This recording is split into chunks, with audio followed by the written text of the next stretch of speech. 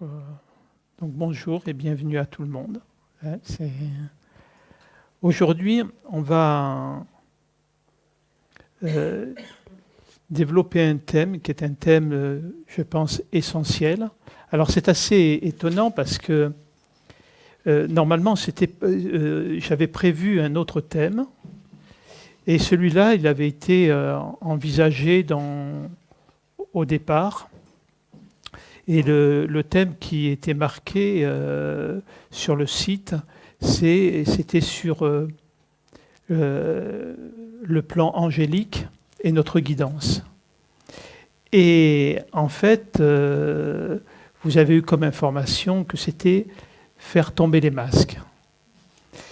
Et bien évidemment, ce thème est, je pense, le thème le plus important qui soit, parce que c'est peut-être un peu fort, là, ça résonne, me semble-t-il.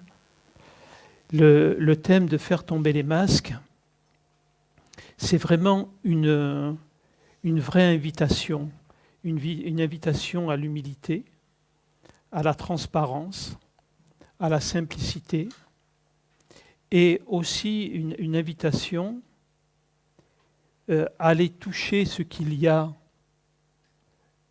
de pur, de lumineux, qui se trouve être notre moi supérieur, que l'on peut appeler l'âme, qu'on peut appeler le soi, qu'on peut appeler de différentes manières. Il faut comprendre que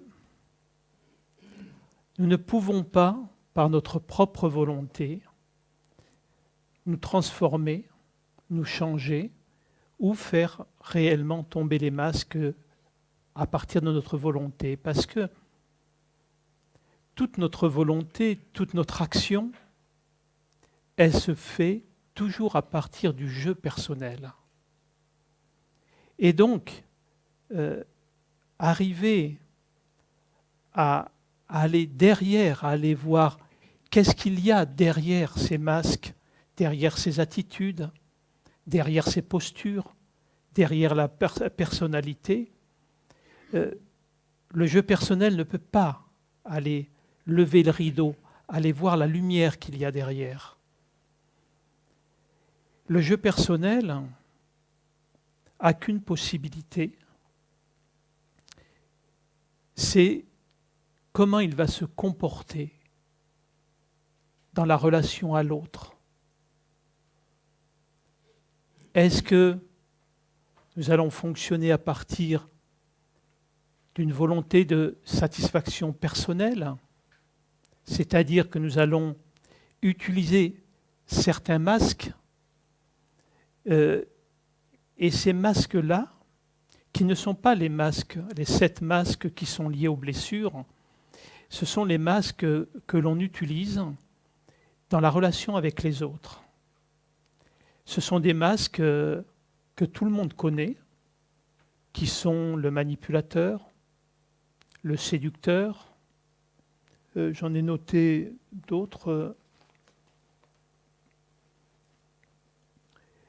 le clown, le fuyant, le spirituel, l'intellectuel, le je sais tout, c'est-à-dire toutes ces choses qui font que nous nous battons pour exister, pour défendre une image de nous-mêmes et aussi pour essayer d'obtenir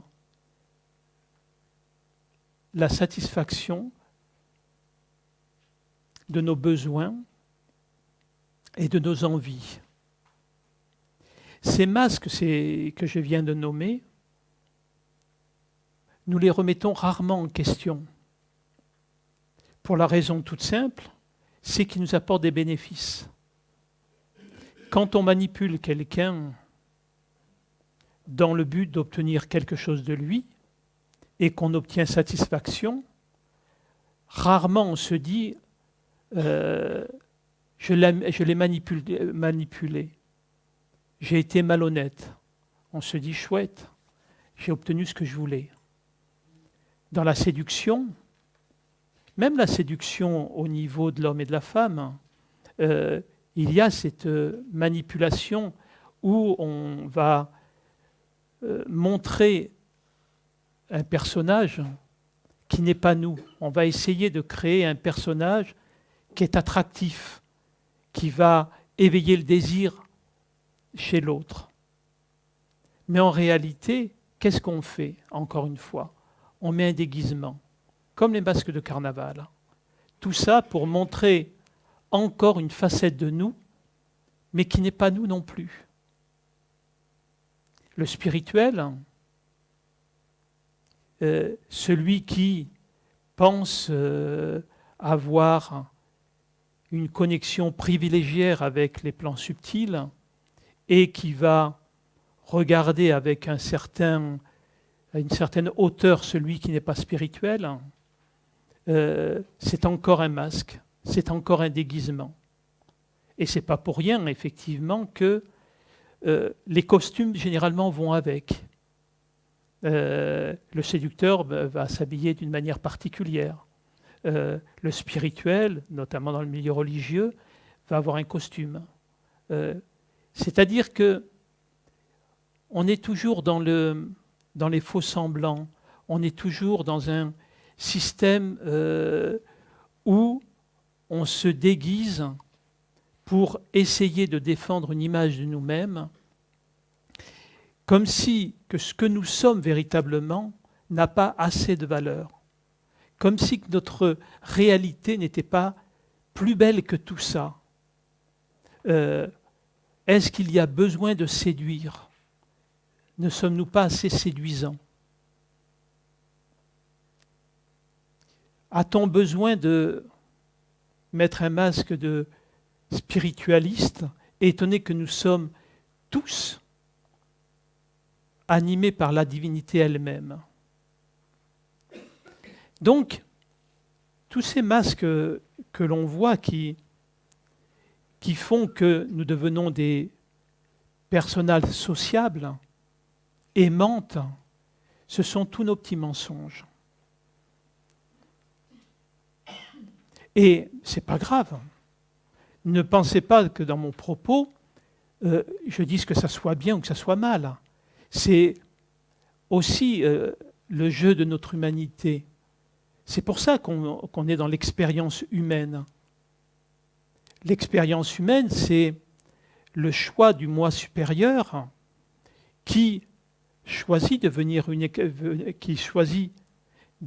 vivre une expérience humaine en ayant un scénario bien précis. C'est comme celui qui fait de la course automobile, il va prendre une voiture qui est faite pour faire des courses automobiles. Donc, notre âme va bien évidemment choisir un corps qui va lui permettre de vivre exactement ce qu'il a à vivre.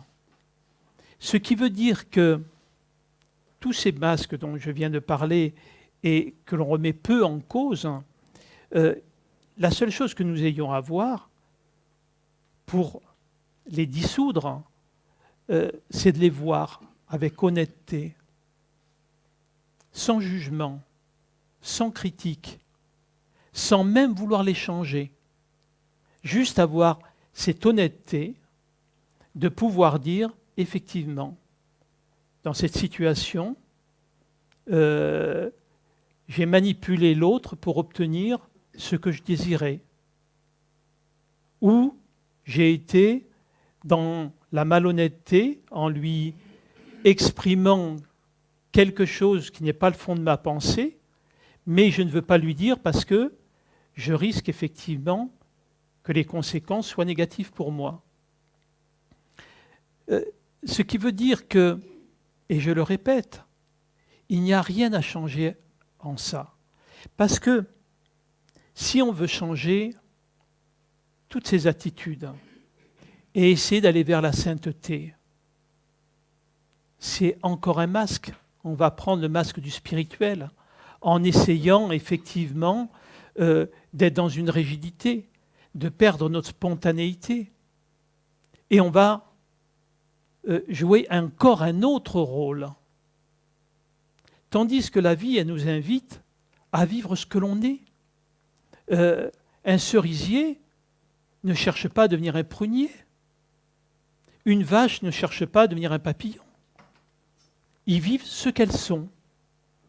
Et l'invitation de la vie, c'est de vivre pleinement ce que nous sommes, car nous sommes exactement ce que notre âme a choisi que nous soyons, a choisi les situations, les expériences, les personnes que l'on va rencontrer, les liens que l'on va créer, et dans un seul but, de pouvoir effectivement voir la perfection et l'amour en chaque chose.